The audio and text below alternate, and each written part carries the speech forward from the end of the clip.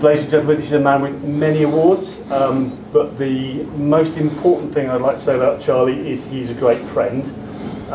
He's my great friend. He's a great friend of the Institute. He's a great friend of the industry. And if you have a few more beers, he will be your great friend while you're young. So, ladies and gentlemen, Professor Charlie Bamforth.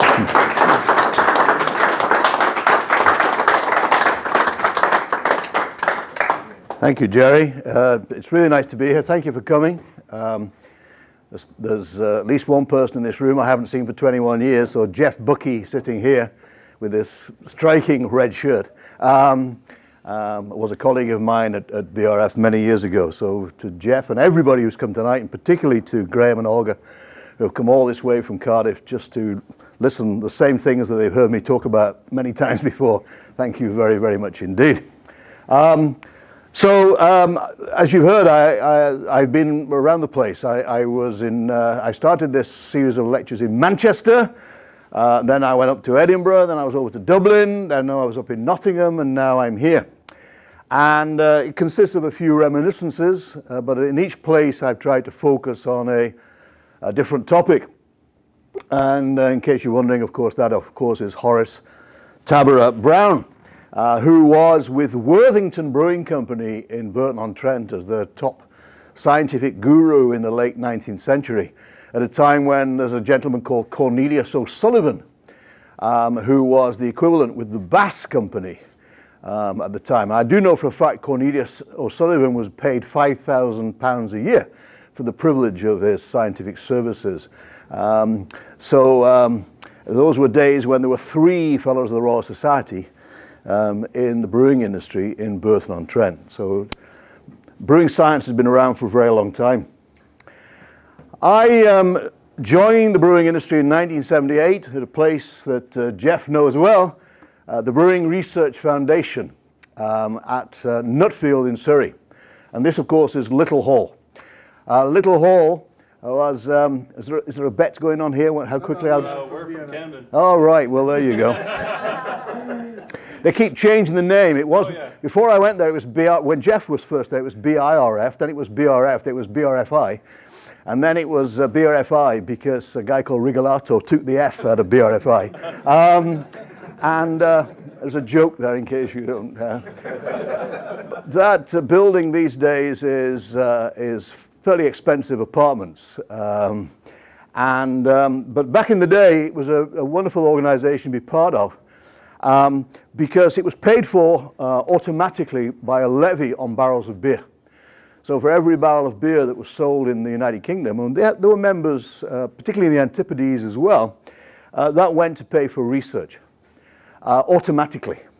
So it was really nice to be part of that. It was, the pressure was off. It did change somewhat later on. And so the biggest paymasters were Bass, because Bass were easily the biggest brewing company in the UK. And then I think the next biggest would have been Allied and Whitbread and so on. And this gentleman is John Hudson. And John also won the Horace Brown medal. And I know that because I was the guy who operated the projector when he got his award in 1982. And this was held at the Royal Institution in London, and I had a script, and John said, follow the script, and every 3 minutes there will be a note where you can push the button, and then we'll go on to the next slide. But John, if anybody was passionate about BRF, BIRF, BRFI, whatever you want to call it, it was John Hudson, a really dedicated guy. And it was him that got me to be the recorder of the London section. So what you used to have in those days were the meetings were recorded. And back in the day, they were held at the Horseshoe on Tottenham Court Road. So I used to go up dutifully with my pen and paper to record these things. I had no idea what the speaker was talking about. So if you go back through the page of the Journal Institute of Brewing, there's probably some garbled account of what happened, but that was thanks to me writing these words down of what people said. So this was my start. And what they wanted was an enzymologist to work on barley, germination, and yeast and so on. So give me a job. I'd been a PhD and postdoc in enzymology, so it was idyllic. So I really have a lot of thanks to a lot of people, but John Hudson particularly. When I interviewed, I looked reasonably normal. When I arrived, I had permed hair. Hard to imagine, I know. Bucky claims to have a photograph of that, but I'm not absolutely sure. The other thing you should be able to do if you go to BRF, and Bucky failed in this, but you had to be a half-decent cricketer. And that's what I was, a half-decent cricketer. And that is me coming out again. I got my biggest score at Guinness at Park Royal, and you used to turn up in the changing rooms there, and there'd be pictures. It'd be Guinness versus West Indies, and Guinness versus Indian Touring 11. And the guy at the back, some of you remember, is Jim Barrett, who used to run the Pilot Brewery at Nutfield. So the biggest paymasters were Bass, and this was the guy who was instrumental in me joining the Bass Brewing Company. This is a man by the name of Dr. Tony Portnow. And I'll never forget the time our new Director General, Professor Bernard Atkinson, said, it's ridiculous. He said people have not been getting out and about. They need to get out and about. And I went to Hudson and I said, I've never been to Burton. He said, oh, you shall go to Burton. You shall go. I'll have a word with my friend Tony. So Tony Portnow invited me up to give a talk all about DMS. And he just didn't believe the work we were doing on DMS. But, he asked me lots of questions about it. I gave him lots of answers, and I thought, well, I've blown this, but they offered me a job, which is very nice. He liked the way that I defended myself. So the second person I need to thank is Tony Portnow for getting me and taking me up to Burton. So I went there in 1983, before a good many of you were born, and became research manager later that year. And after about 5 years, they decided, him and a guy called Gus Guthrie decided I needed to have the smooth edges knocked off me. I'd been in the ivory tower, and it's about time I saw the real world. So they sent me to Runcorn, the Bass Preston Brewery. And thank you. And it's the ultimate definition of anarchy, was the Bass Preston Brewery. And there I am on my first day being greeted by another former internee at BRF, Harry White, Dr. Harry White, who I saw in Nottingham just 2 nights ago. And so I inherited his mantle as a QA manager. And it was marvelous. I learned in those 2 and a bit years an awful lot about the real world. And lots of stories about that as well as everything else. But after 2.5 years, I said, right, it's time for me to come back to headquarters. And they said, we've not got a place for you. I said, well, I'm leaving. They said, you can't leave. I said, watch me. So they actually paid for me to leave because they asked, would I go back to BRF as the Director of Research? Because BRF were going to BRF International. And would I go and speak to Bernard Atkinson about going back to run the research program at Nutfield? And they actually paid for my relocation, which is very nice. The idea being that I would, in due course, go back again. But of course, then a lady called Margaret Thatcher came in. So the bridge had gone. So this is Bernard Atkinson. It's the only photograph I can find of Bernard Atkinson, so I've stolen it. And that was also the only time in his life that he ever wore a white coat. And this, of course, was for the cameras, because this was when we launched or announced the world's first approved genetically modified yeast. And the guy who'd done the work, had headed up the work, was a guy called John Hammond. Ex-Guinness. The guy on Jurassic Park who does the dinosaurs, that's also John Hammond, but it's not the same John Hammond.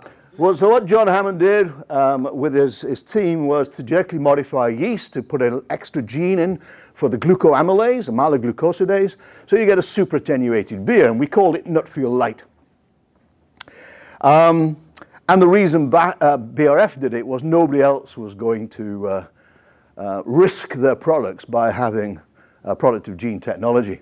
Some of you may be aware of a paper that we were involved in at UC Davis recently in conjunction with Berkeley on genetically modifying yeast to produce hop aroma. And people say, why do you do that, Charlie? And I said, it's the immortal words of Winston Churchill, it's better to be on the inside pissing out than the outside pissing in. And I'd far sooner to be involved with it rather than somebody else doing it irresponsibly. And when they first asked me, what do you think of this? I said, don't do it. But once they said they were going to do it, we did actual pilot plant work on that. But that yeast there was never, ever used. Now, Bernard Atkinson was, of course, a very interesting guy. He used to have a pile of paper clips on his desk in front of him.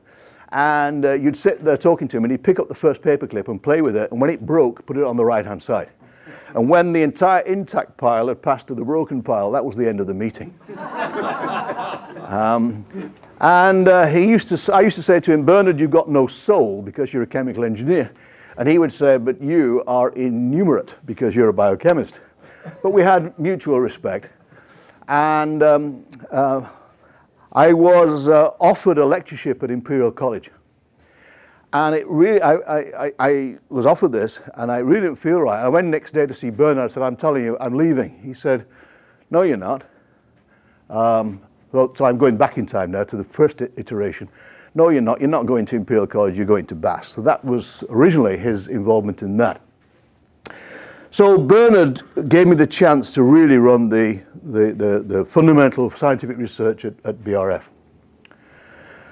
This slide shows my closest friend in the brewing industry, right in the middle here, and to the right, Ludwig Narcissus. So Graham Stewart in the middle, Ludwig Narcissus, also a mutual friend of Graham and I on the right, and there's me. So there's 3 Horace Brown Medal winners straight away. And Graham, I've known Graham a very, very long time. And he talks about a dream team, which is very nice to be a part of. So he and a guy called John Andrews, biggest guy in the world, tallest guy in the world, and Trevor Roberts and myself, we would go all over the world talking about beer and drinking significant quantities of it and whiskey as well, seeing as we are the IBD. I have Graham to thank for a huge number of things, but particularly he invited me to become the visiting professor of brewing at Heriot-Watt University in Scotland, which I was very proud to do. He put me in an office with some strange guy from the distilling industry with a bizarre dog. But apart from that, we got along very well. So I have a huge amount to thank Graham Stewart for. So back in 1998, they were looking for the new Anheuser-Busch endowed professor at UC Davis. And people kept sending this advertisement to me. People, Charlie, that's been written for you. Charlie, it's been written for you. And what they were looking for was somebody who had a strong and a long-standing research record in brewing, which I did. Somebody who'd been in the industry, which I had, thanks to Tony Portnoy and Gus Guthrie, and somebody who had been in academia, which I had, thanks to Graham Stewart. So give me a job, I can do that. And so I went to Davis in 1999. And this guy on the left, one or two of you know him, that is Doug Moorman. Doug was the VP of all matters technical at Anheuser-Busch and a UC Davis master's graduate. And he was the driving force behind establishing the Anheuser-Busch endowed professor position.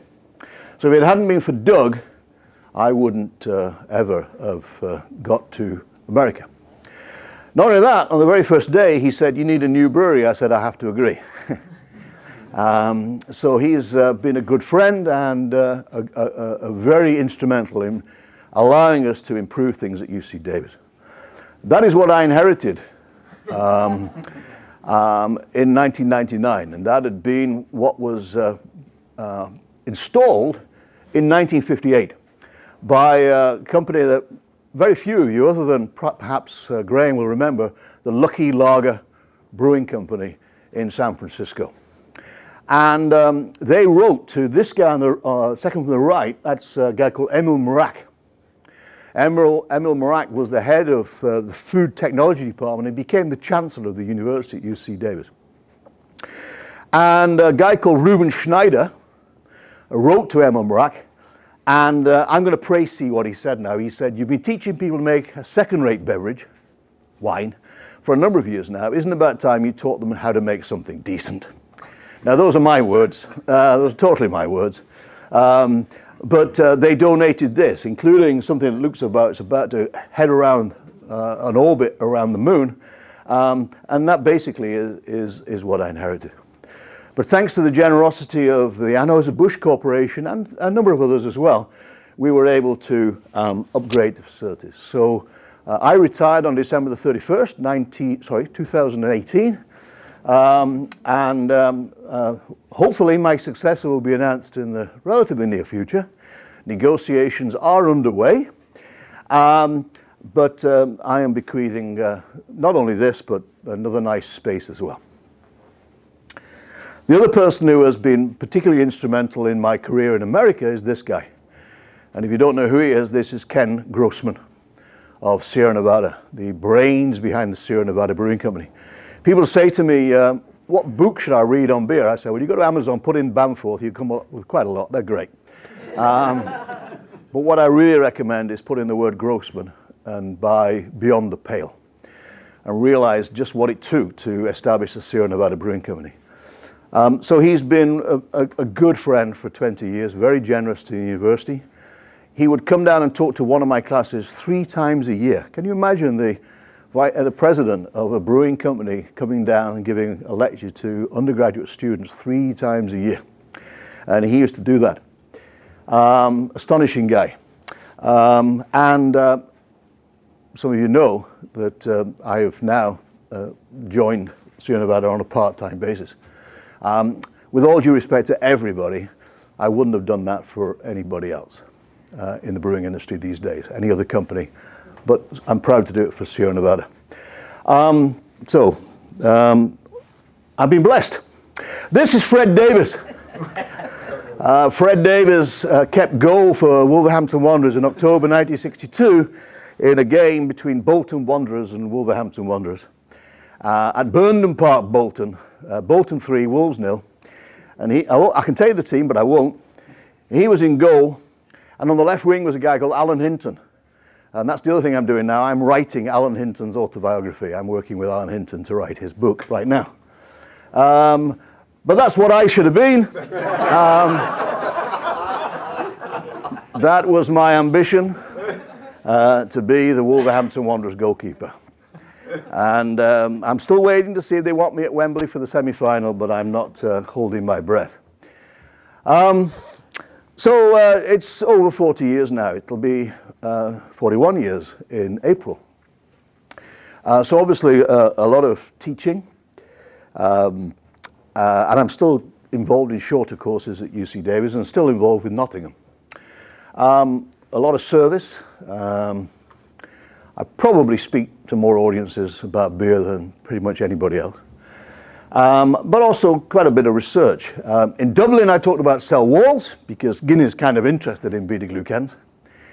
In Manchester, I talked about foam. They do call me the Pope of Foam, which is not a good thing to be at the moment, being a Pope.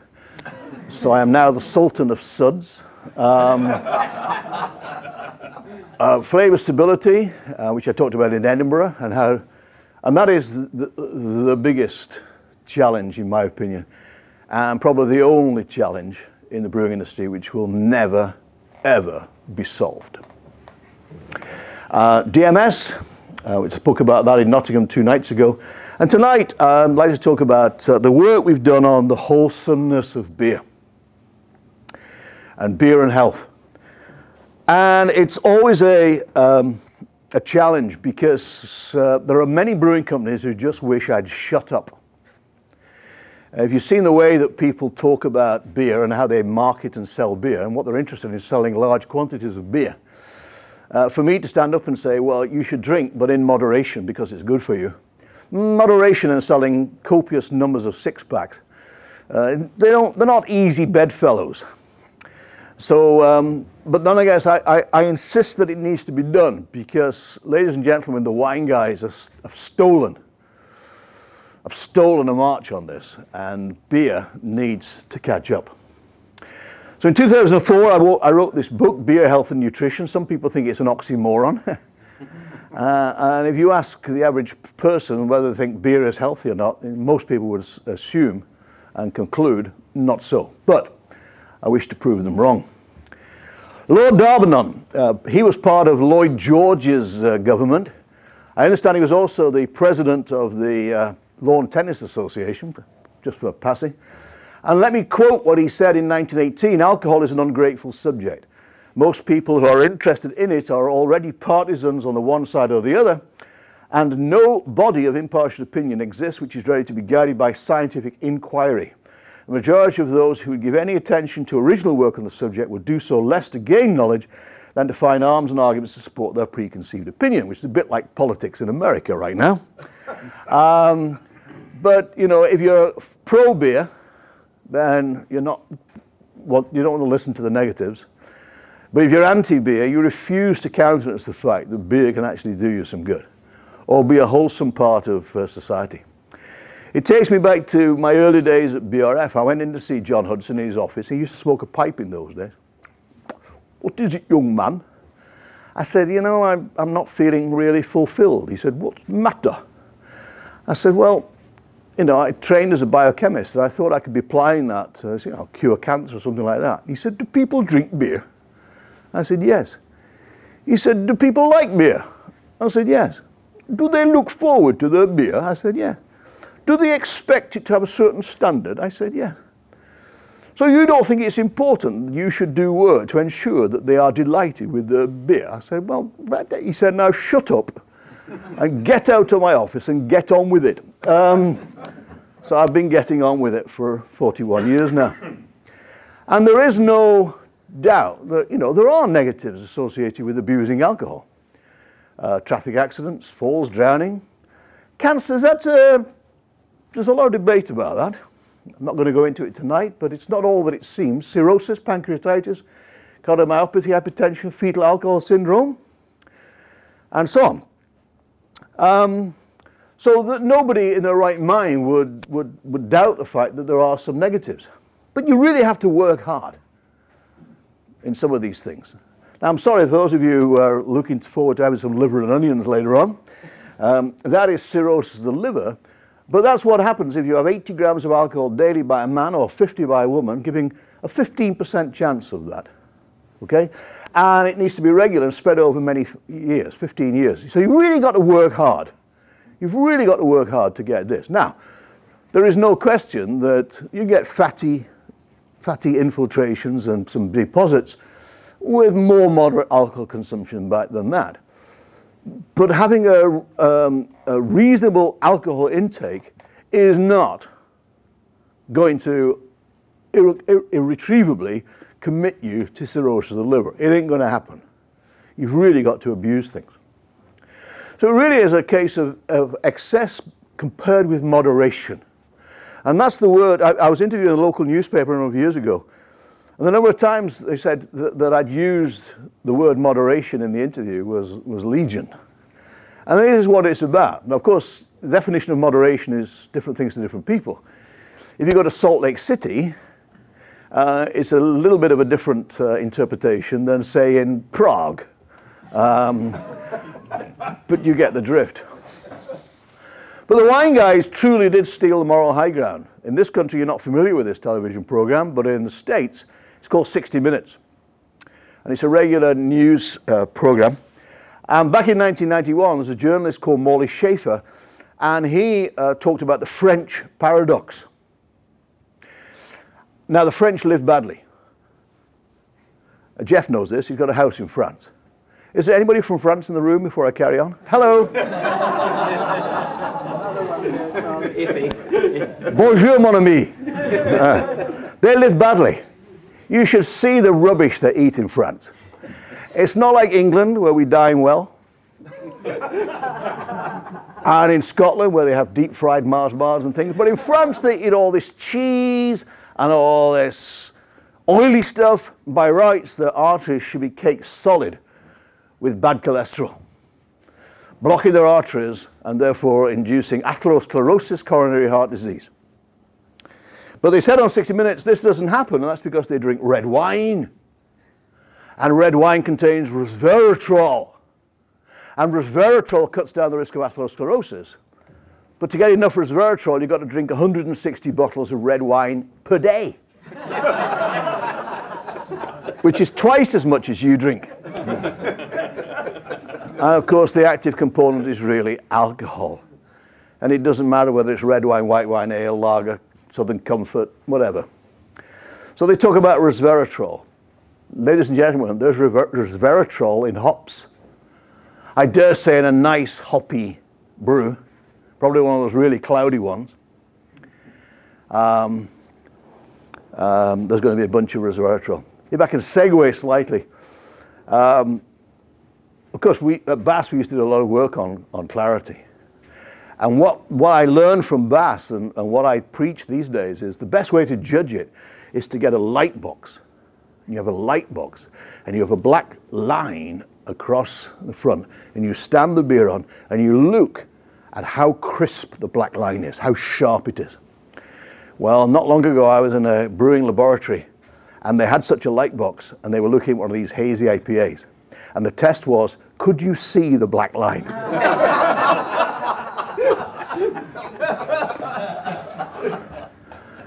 So this guy, this is Arthur Klatsky, who was with Kaiser Permanente. And he did this publication, the BMJ. The evidence suggests that all alcoholic drinks are linked with low risk of coronary heart disease, so much of the benefit is from alcohol rather than other components of each type of drink. It's the alcohol that matters, it's the drinking. Okay. And so many of you are familiar with these so-called U-shaped curves. The relationship between the risk of coronary heart disease and consumption of alcohol. And there have been many studies on this, not only in wine drinking populations, but also in beer drinking populations. A great one in Hawaii. They drink a lot more beer in Hawaii than they do wine. And Klatsky, of course, drew attention to this. Because how do you actually generate these so-called U-shaped or J-shaped curves? And the answer is, you ask people how much they drink. So the data is generated by basically on the basis of what you say to your doctor.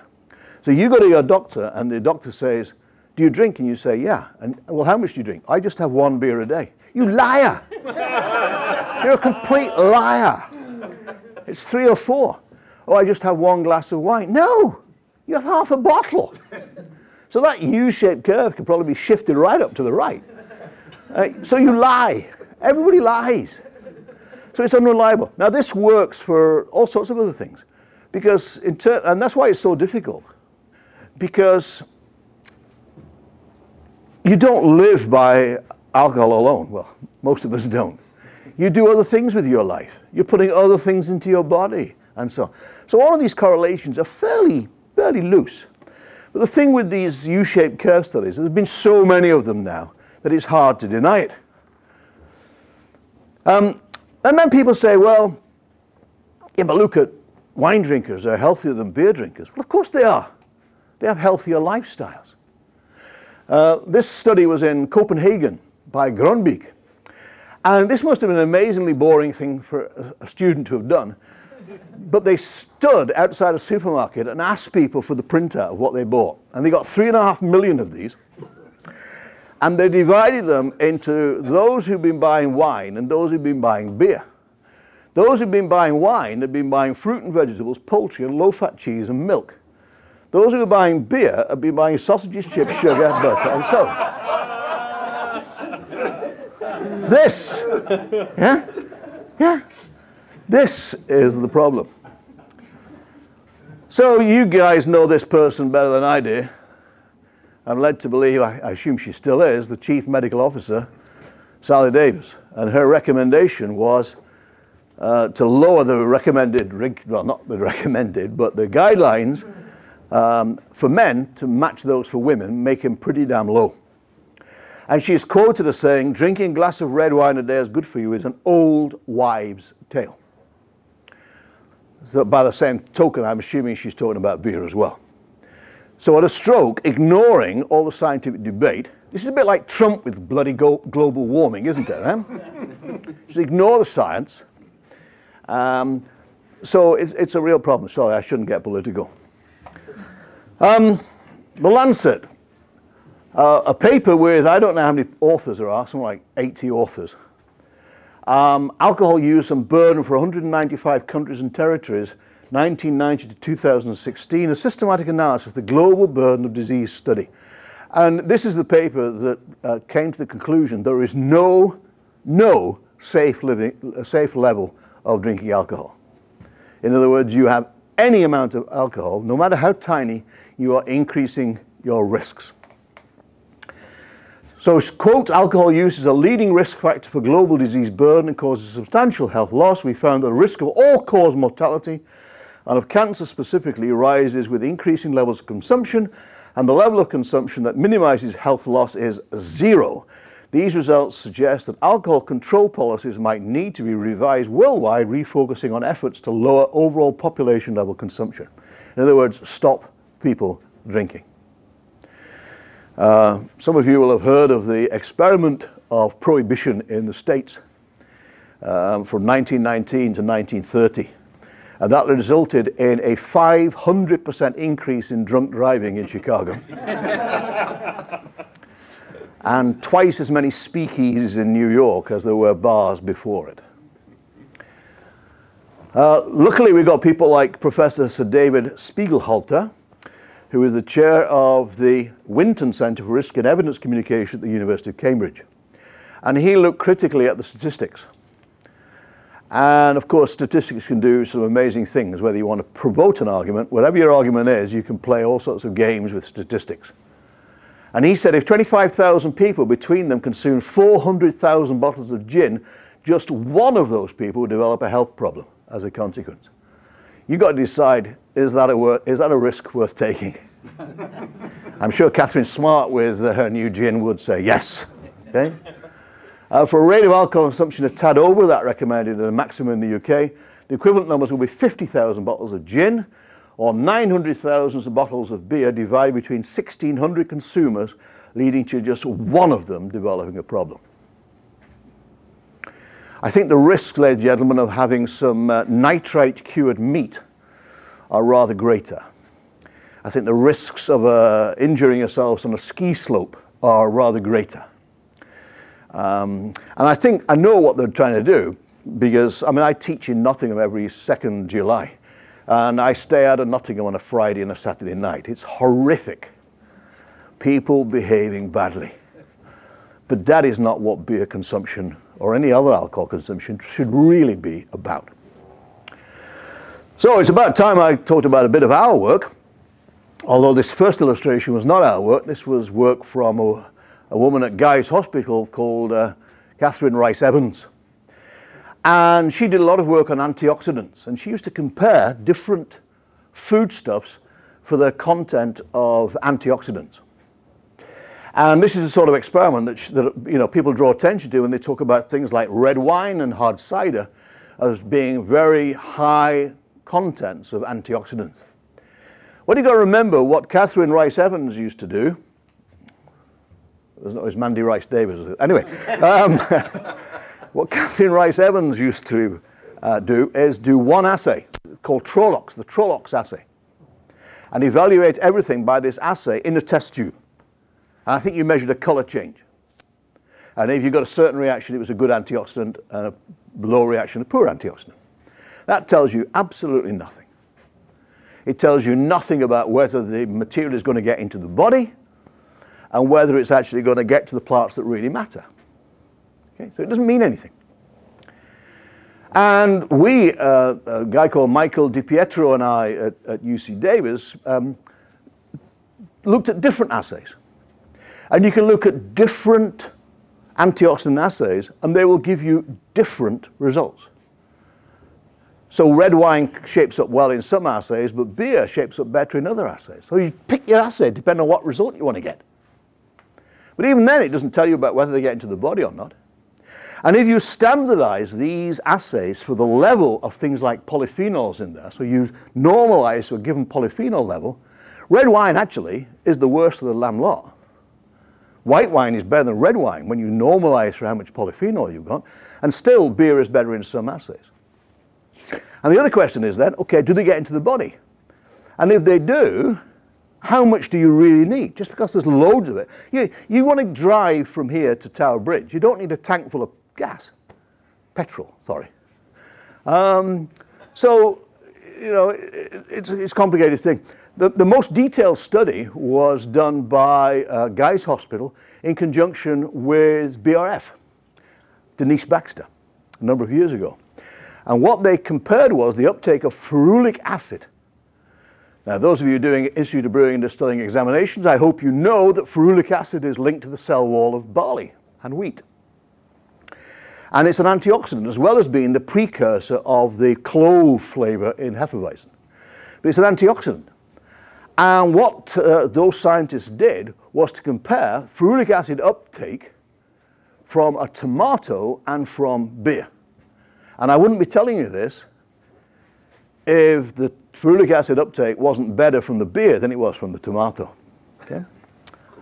So, all is not what it seems. So red wine, this big claim for the healthful properties of red wine, there's no real good evidence for that. Now, when people talk about beer, of course, they always talk about the beer belly. And, of course, this is a complete myth. Now, a number of years ago, Doug Moorman, who I mentioned earlier on, phoned me up and he said, Charlie, that's how Doug talks, Charlie. I said, yep. He said, have you read the South Beach Diet? I said, no. He said, you need to read more. He said, what the South Beach Diet says is that beer contains maltose. And maltose is the most fattening of the sugars. So he said, you've got to contact him, we can't. So I contacted Arthur Agardson, and I said, dear Dr. Agardson, have you ever heard of the phenomenon known as fermentation? In which all of the maltose is converted into alcohol. We all know that alcohol is the main source of calories, but it ain't maltose. So they changed it. Due to recent research, we have rescinded the ban on beer. And what had Anheuser-Busch done in the interim period, they had come out with Michelob Ultra.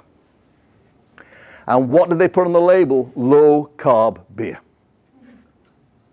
And I said, come on. If you say something's low carb, by inference, the rest of your stuff must be high carb. Now, Michelob Ultra is doing very well in the marketplace. If you follow the statistics, in the States, it's 20% growth year on year. It's phenomenal. I remember years ago I was responsible for new product development in Bass, and I suggested we should come up with an organic beer. And Tony Portnoy said, don't be so stupid. Because if you come out with something and you say it's organic, by influence everything else we do, somehow not quite so smart. Okay?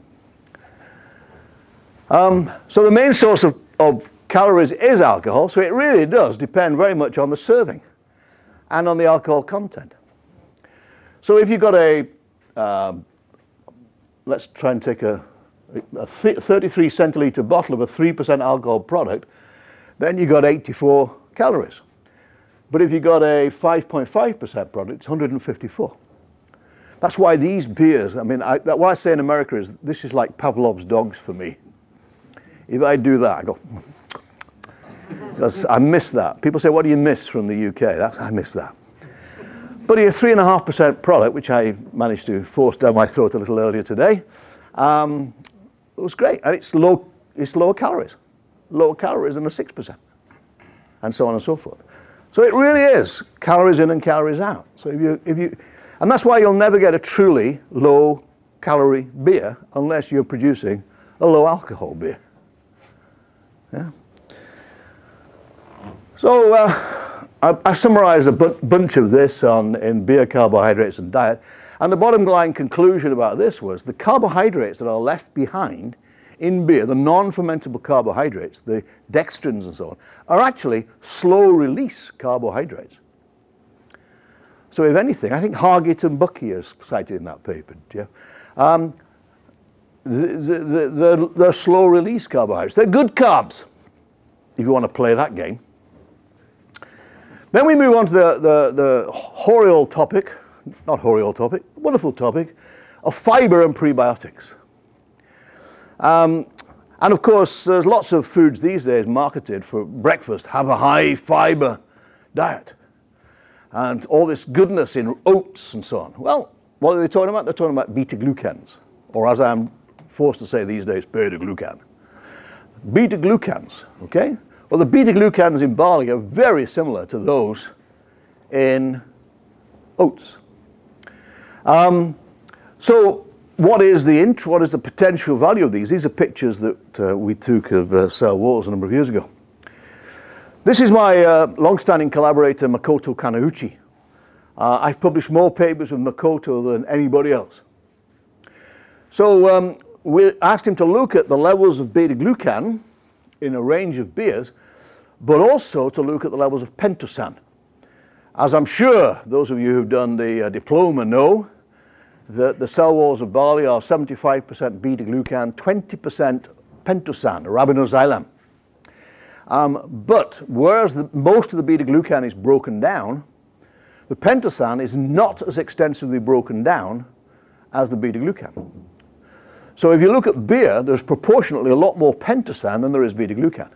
So people who worry about filtration problems, you know, focus more on the pentosan than on the beta-glucan, I suggest to you. So there's a lot of beta-glucan, but that's very low molecular weight. It's very small. What happens when you germinate barley, you produce beta-glucanase, and it breaks down the beta-glucan, but it doesn't break it down all the way to glucose. It breaks it down to disaccharides, trisaccharides, tetrasaccharides, small molecules, which are not fiber. Not fiber, they're very small. But the pentosan is much higher.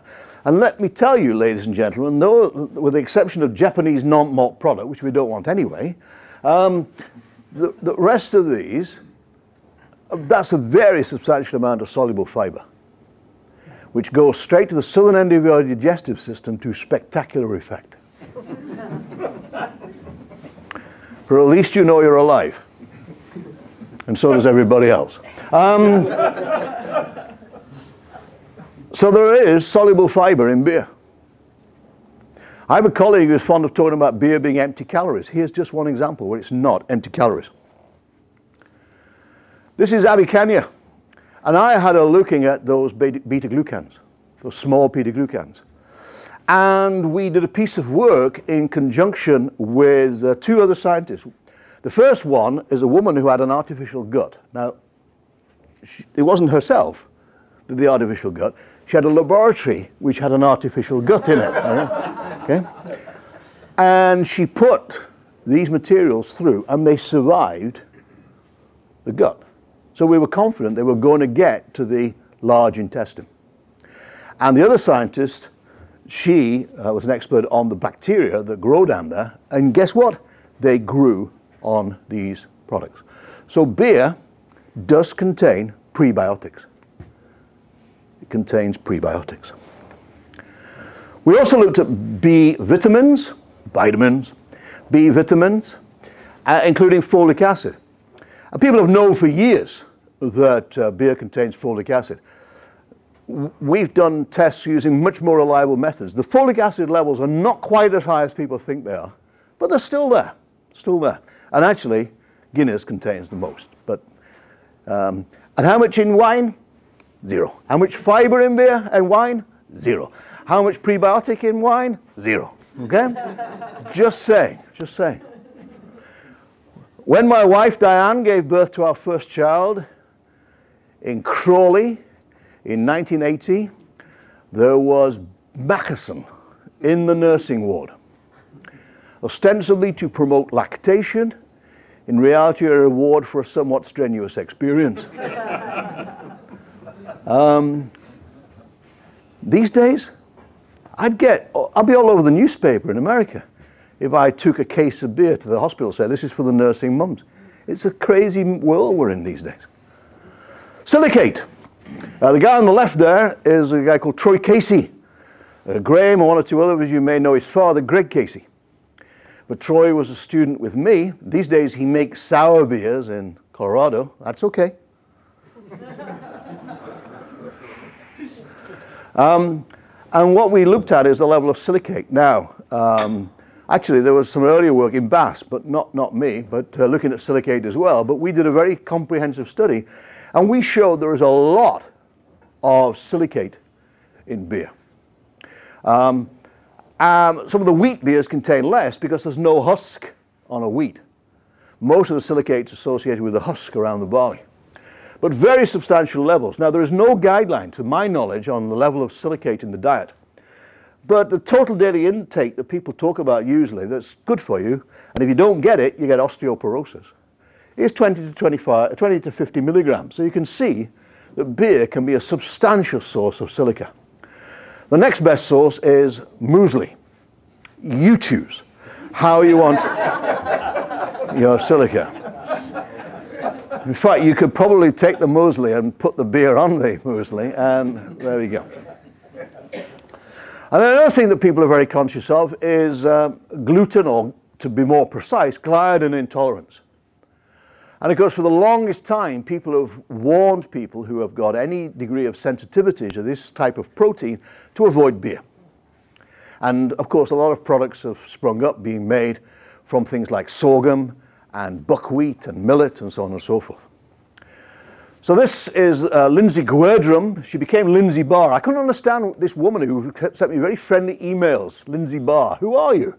And she just changed her name. That's Lindsay Guerdrum, who worked for New Belgium after doing her master's with me.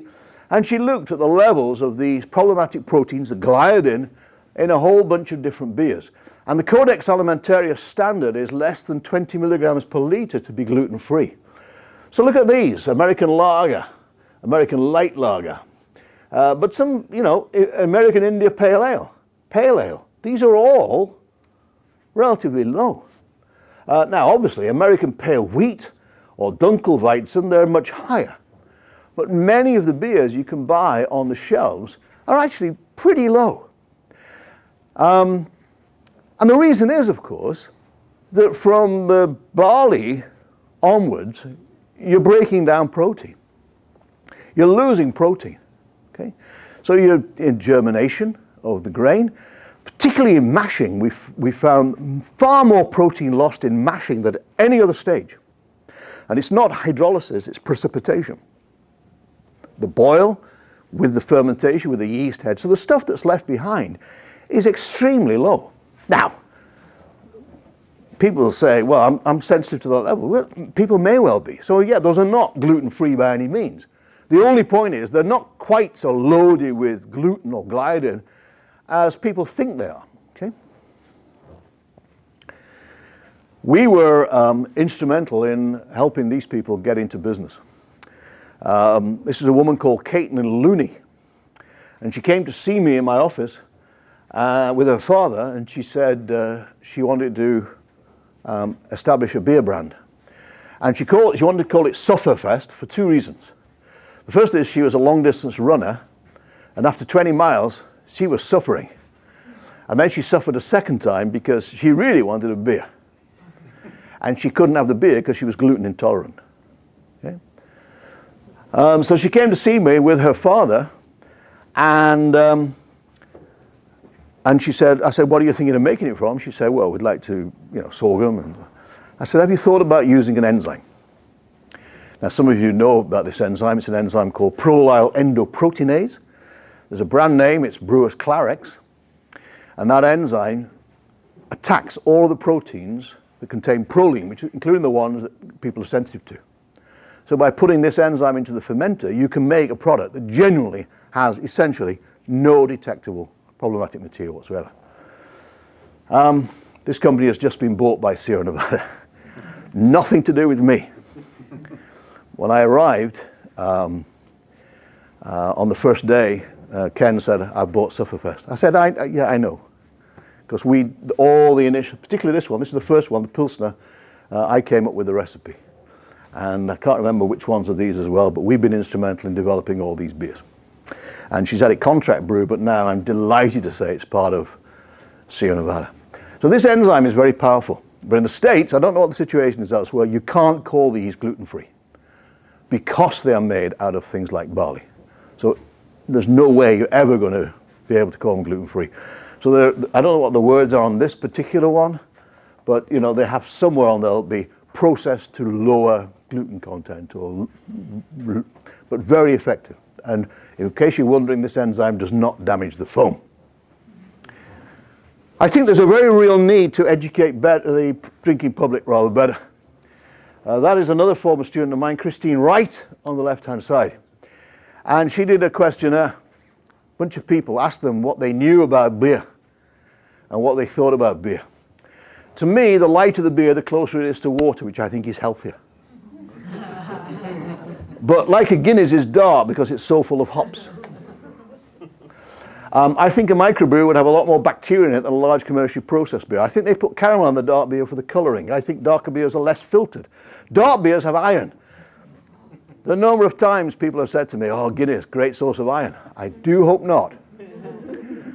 Some of you have heard this story before, but it's true. A woman emailed me and said, is it true the difference between Guinness brewed in Dublin and Guinness brewed elsewhere in the world is they marinate a dead cow in the beer in Ireland? And I emailed back and I said, Madam, I've been in the brewing industry since 1978. I've never heard anything quite so stupid.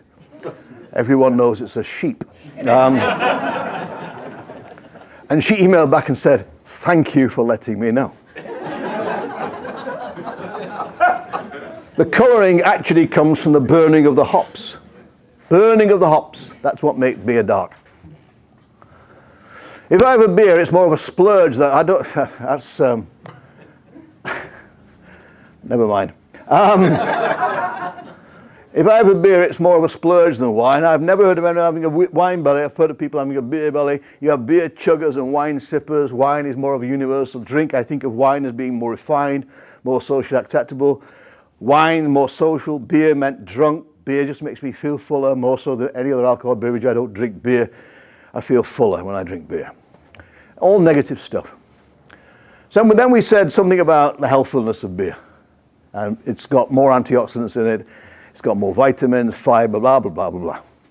I'm happy about the health benefits of beer, because that's the image, yeah? Maybe that would give me something else, because sometimes wine gets boring. Oh, really? Red, white, pink? How can you get bored with that? It gives me something else to keep in mind. I would feel less guilty about drinking beer. But it would be difficult to market, because you think of those twins or the football people, and the beer belly go out and get drunk and the kegger stuff. And this point that, you know, it's all very well, you promote beer to consume in bulk, and then hang on, actually it's healthy. And people just don't believe you. So which is healthiest? When we ask people, male, so 5 is the healthiest, and the perception by both men and women was that red wines were healthier than white wines, which were healthier than light beers, which were healthier than regular beers. That was their perception. So what do people know? We asked people to believe, what's in beer? A respectable 96% of people under the age of 30 thought there was alcohol in beer. That's good to know. But 94% and 90 to over 30 were convinced that beer contains carbohydrates. My brother is convinced that beer, the main reason beer makes people unhealthy. And I am fatter than he is, but he runs. I don't. Sugar. Preservatives. Good number of people believe that beer contains preservatives added to it. Vitamins and minerals are healthy. Some people do, but not so. Trans fat. Trans fat is in beer. Saturated fat. Artificial flavorings. Antioxidants, not so much. Colorings. People just don't know. And this is why it's so important to have things like the Beer Academy and so on, Beer and Cider Academy, to educate people. But then we ask people what influenced them. And number 1, taste. That's what people are really interested in. Number 1 is taste. Number 2, activity. What are they doing? Number 3, where are they? Number 4, what time of day is it? Number 5, how much did it cost? Number 6, who's with me? Number 7 is what am I eating? Number 8 is how am I going to feel afterwards? And then we're going down, alcohol content, serving size, the weather. But calories and healthy, they're way down the list. No matter what I say. People are not so much interested in that. You are, of course, that's why you're here tonight. but most people are much more interested in what does it taste like and how much is it going to cost me. So C.S. Lewis, the sun looks down on nothing half so good as a household laughing together over a meal, or two friends talking over a pint of beer, or a man alone reading a book that interests him, and all economics, politics, laws, armies, and institutions, safe as far as they prolong and multiply such scenes, are a mere ploughing of the sand and sowing of the ocean, a meaningless vanity and vexation of spirit. In other words, enjoy beer in moderation. So that's me enjoying beer in moderation in my favourite pub. It's just possible that one or two of you know where this is. This is the Birch Hall Inn in a village called Beckow, which is linked onto Gluten on the North Yorkshire moors. And that pub is not allowed to change. It's in the deeds of inheritance that it can never change. So you go in there, I've been in there and people have said, just leave the money, I've got to go and feed the chickens.